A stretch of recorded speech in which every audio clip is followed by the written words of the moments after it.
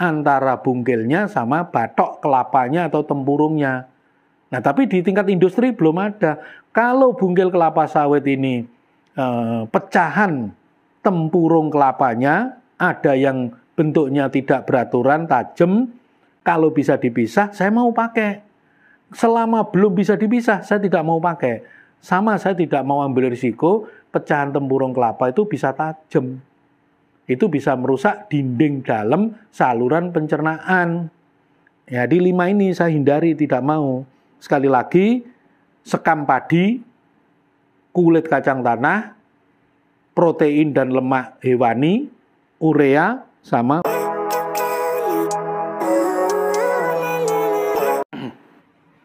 tadi komposisi yang pertama serat sudah macam-macam, sekarang konsentratnya. Konsentrat ini ada, menurut saya bagi menjadi 3 tipe. SNI tipe perah. Untuk sapi perah, kambing perah. Kemudian SNI tipe pedaging. Untuk sapi, kerbau, kambing, domba yang tipe pedaging. Ya, SNI. Nah, saya membuat kreativitas, inovasi, membuat konsentrat multiguna. Bisa untuk tipe perah, bisa juga untuk tipe pedaging. Nah, ini dengan satu konsentrat bisa multiguna. Nah, sekalian dibanding SNI saya buat plusnya sampai 5. Bukan seperti di panti pijat plusnya paling plus 2 saja. Panti pijat plus hanya 2. Ini plusnya 5, bintang 5. Ya, tujuannya supaya penggunaannya porsinya sedikit tapi cukup untuk kebutuhan hidupnya ternak. Ya, tergantung ternak yang tipe mana. Kalau perah ya perah, kalau pedaging tipe pedaging, tergantung tinggal mengatur komposisinya saja. Ini konsentrat ada 3 tipe ya. Sekali lagi, tipe perah, tipe pedaging, dan tipe multiguna. Tipe multiguna ini sekaligus saya buatkan yang plus 5. Plus 5-nya apa? Pertama, kadar proteinnya tinggi sampai 18 minimum. Kedua, TDN-nya, daya cernanya itu sampai minimum 75%. Kemudian mineral, terutama kalsium dan fosfor, itu 50%, 40-50% dibanding yang SNI biasa ini.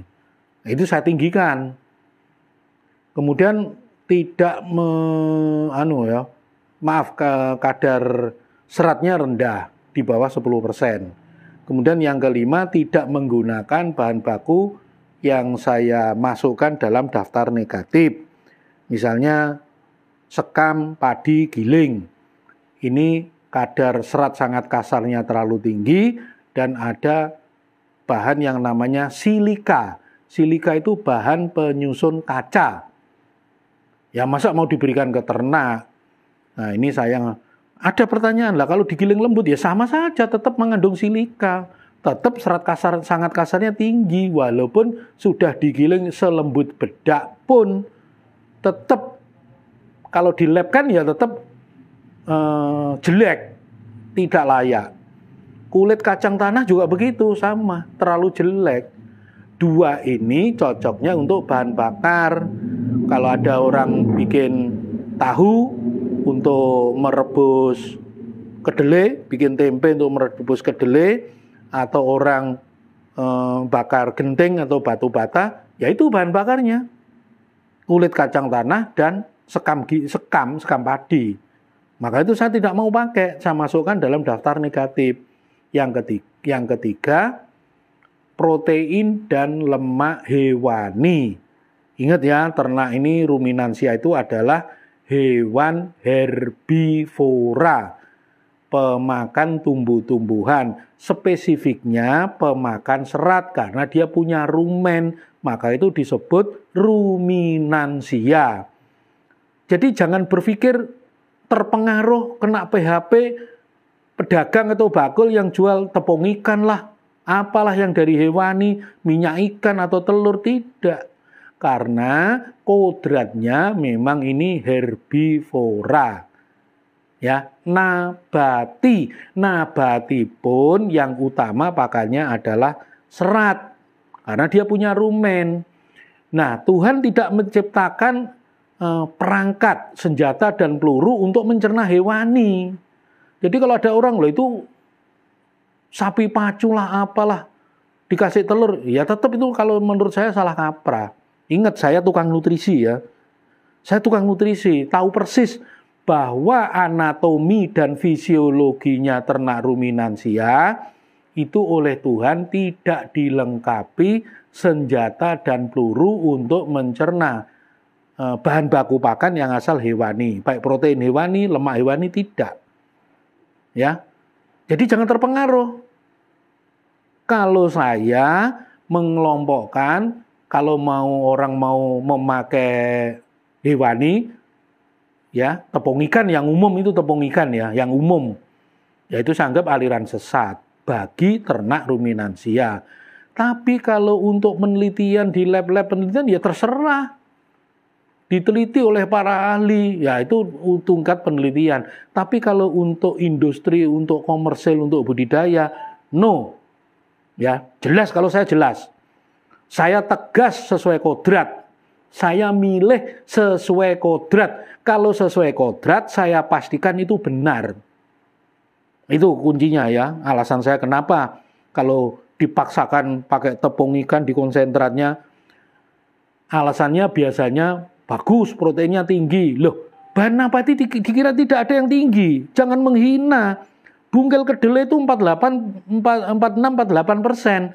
CGM dari jagung itu bisa 60-62. Proteinnya kalau mau protein tinggi nabati ada. Bukan tepung ikan saja yang tinggi. Saya tidak mengatakan tepung ikan jelek. Tepung ikan itu selama murni baik. Ya, itu ketiga. Keempat, saya tidak mau menggunakan urea. Urea itu nitrogen non protein.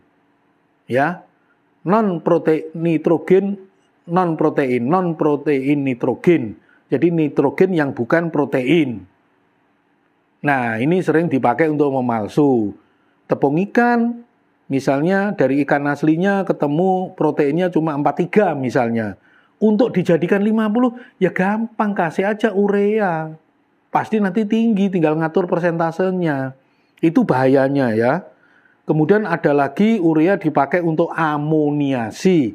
Untuk mengurai, biasanya amoniasi terhadap jerami padi. Melunakkan. Nah, saya bisa melunakkan jerami padi tanpa pakai urea. Jadi bukan amoniasi. Kenapa saya tidak mau? Karena secara normal dari proses metabolisme fermentasi di dalam rumen itu salah satu hasilnya adalah amonia. Tapi jumlahnya ya sesuai dengan kebutuhan saja, tidak berlebih. Kalau ada lebih sedikit dikeluarkan lewat air kencing, lewat urin, sudah dalam bentuk urea. Nah, kalau masih dalam bentuk amonia nanti diserap ikut peredaran darah, memang nanti dikeluarkan lewat air liur. Karena sifatnya amonia atau urea itu alkali atau basa. Air liur ini fungsinya untuk buffer, ikut ditelan, itu makanan yang luar biasa, gratis, untuk buffer terhadap pH rumen, supaya netral. Nggak usah ditambah dengan cara apapun, entah dilarutkan lewat air minum, entah untuk amoniasi. Ingat, karena sudah diproduksi sendiri dalam jumlah cukup, tidak kekurangan. Nah, kalau ditambah walaupun sedikit, ingat ada resiko. Resikonya apa? Kelebihan. Resikonya ya keracunan, disebut uremia. Salah satu bentuk tanda-tandanya ya itu air liurnya berbusa, itu salah satunya. Kedua, air kencingnya ya berbau kayak urea, pasti. Nah, saya memilih tidak menggunakan urea industri. Jadi saya mempercayakan kepada proses metabolisme secara alamiah. Kalau ada orang lain melakukan penelitian, amoniasi segala macam, ya terserah kalau mau melakukan penelitian. Tapi kalau saya pribadi memilih tidak. Ya, hidup ada pilihan. Saya nggak mau ambil risiko. Jadi kalau urea itu ibarat cinta, cinta palsu. Masa saya sayang sama ternak, tak kasih cinta palsu. Ibaratnya begitulah. Kemudian yang kelima, bungkil kelapa sawit. Bungkil kelapa sawit itu sampai sekarang belum ada industri yang mampu memisahkan pecahan tempurung kelapanya. Kalau di skala kecil, skala lab, bisa pakai kimia, dipisah antara bungkilnya sama batok kelapanya atau tempurungnya. Nah, tapi di tingkat industri belum ada. Kalau bungkil kelapa sawit ini pecahan tempurung kelapanya, ada yang bentuknya tidak beraturan, tajam, kalau bisa dipisah, saya mau pakai. Selama belum bisa dipisah, saya tidak mau pakai. Sama saya tidak mau ambil risiko, pecahan tempurung kelapa itu bisa tajam. Itu bisa merusak dinding dalam saluran pencernaan. Ya, di 5 ini saya hindari, tidak mau. Sekali lagi, sekam padi, kulit kacang tanah, protein dan lemak hewani, urea, sama bungkil kelapa sawit. Nah, bungkil kelapa sawit Indonesia penghasil terbesar, iya saya tahu. Tapi tanpa itu, ya saya pelihara berapa sih? Katakan umpama saya disuruh pelihara 10.000 ekor domba pun, ya 5.000 ekor sapi pun, tanpa bungkil kelapa sawit, saya masih bisa kasih makan. Jadi jangan ada paksaan, pilihan. Oke, saya lanjut ya. Jadi konsentrat ini dibuat dari minimum 7 jenis bahan yang asalnya berbeda. Kalau asalnya sama, ya jangan. Misalnya DDGS sama CGF. Dua-duanya ini sama-sama dari jagung. DDGS diproses diambil jadikan etanol, karbohidratnya. Kemudian kalau CGF, ini karbohidratnya diambil dijadikan gula. Asalnya sama. Kalau DDGS ini dari sisi kadar protein, ya lebih tinggi, 25, tapi harganya mahal, 7.000 lebih. Kemudian CGF, itu proteinnya lebih rendah, sekitar 21, tetapi harganya lebih murah, 4.500-an lah kurang lebih. Nah, pilih saja salah satu, nggak usah dua-duanya. Begitu. Misalnya ada lagi, dedak sama katul, itu kan sama-sama dari padi. Ya pilih salah satu. Kalau saya milih katul, dedak itu lebih sulit dicerna. Ya. Lebih-lebih kalau dedak dari mesin giling yang keliling itu. Istilahnya kalau di Trenggalek sini gerandongan, mesin gerandongan itu. Itu tidak dipisah. Dari limbahnya itu sekam, dedak, katul jadi satu. Jelas saya tidak mau pakai itu ya. Jadi minimum 7 jenis. Mengapa minimum 7 jenis? Karena nyaris semua bahan baku itu mengandung zat anti nutrisi. Zat anti nutrisi itu kalau pada dosis rendah, kalau dosisnya tinggi berlipat 2-3 kali, itu bisa masuk ke kriteria racun. Contoh tanin ya. Tanin itu dalam dosis rendah, memang dia anti nutrisi, bisa bermanfaat malahan untuk kesehatan, untuk proteksi protein. Tetapi kalau dosisnya tinggi, ya jadi racun dan rasanya juga pahit gitu. Maka itu semua ada batasnya.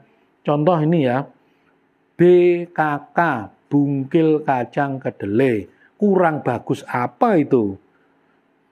Proteinnya bisa 46, 48, asam aminonya, energinya semua baik. Ya. Tetapi tetap dia masih ada zat anti nutrisinya, yaitu antitripsin. Dosisnya maksimum 20%.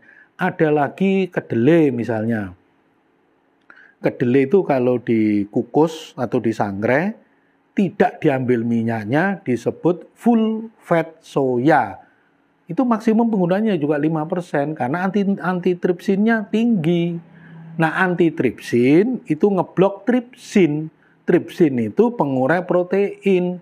Kalau tripsin kerjanya diblokir, dia tidak bisa membantu mengurai protein, akhirnya ternak menjadi kekurangan protein karena proteinnya tidak diurai, tidak dicerna, bablas ikut keluar bersama kotoran. Jadi hal-hal begini harus diketahui. Mengapa 7 jenis? Bukan untuk mempersulit. Kalau 100% dibagi 7 kan ketemu 15. 15 ini ya angka rata-rata lah. Masih di bawah 20. Bahkan ada lagi, itu tadi ya, full fat soya hanya 5%. Ada lagi misalnya minyak goreng atau CPO.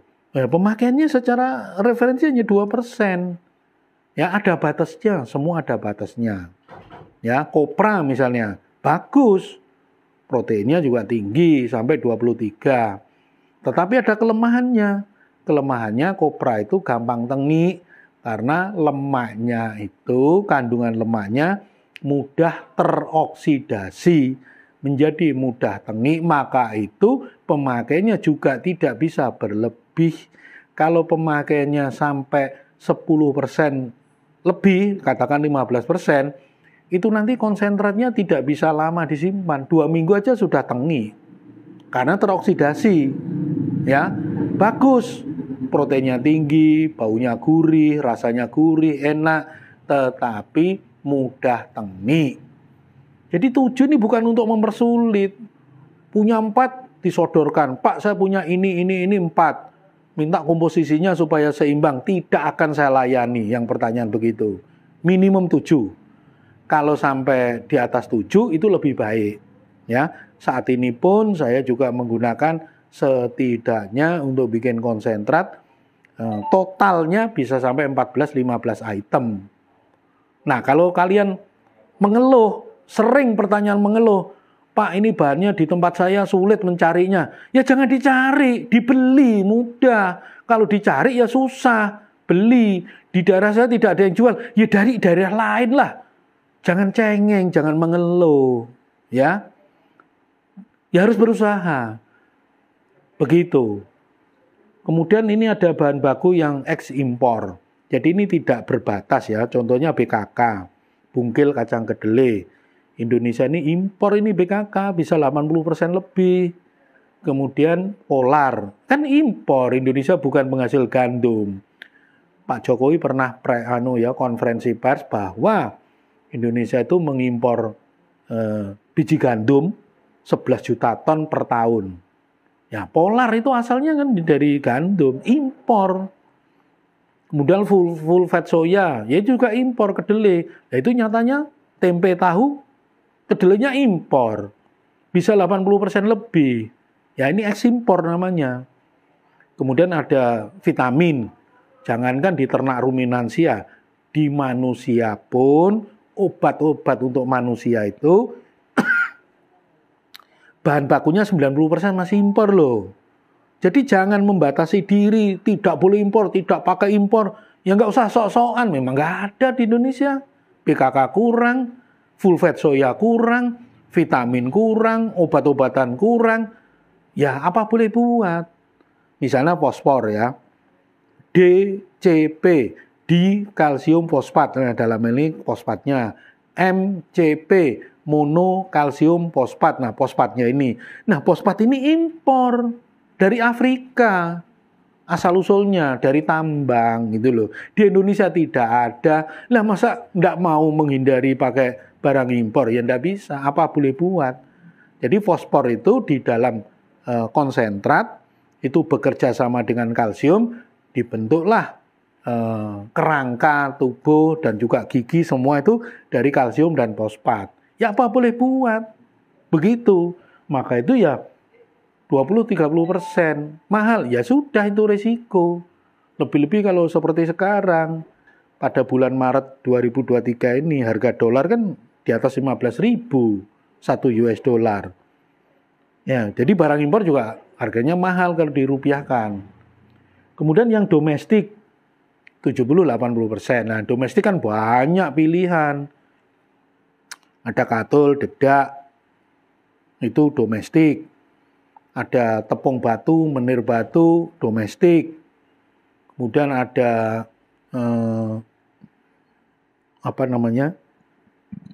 ampas bir. Nah, itu sudah saya anggap domestik karena dihasilkan oleh pabrikan yang ada di Indonesia. Tidak ada ampas bir impor, tidak ada. Adanya dari domestik. Ya, ini yang domestik. Ada lokal konten, domestik konten. Tinggal masalah formulasinya ini. Ya, supaya tepat rasionya, spesifikasinya terpenuhi, tapi dengan harga yang sewajar-wajarnya.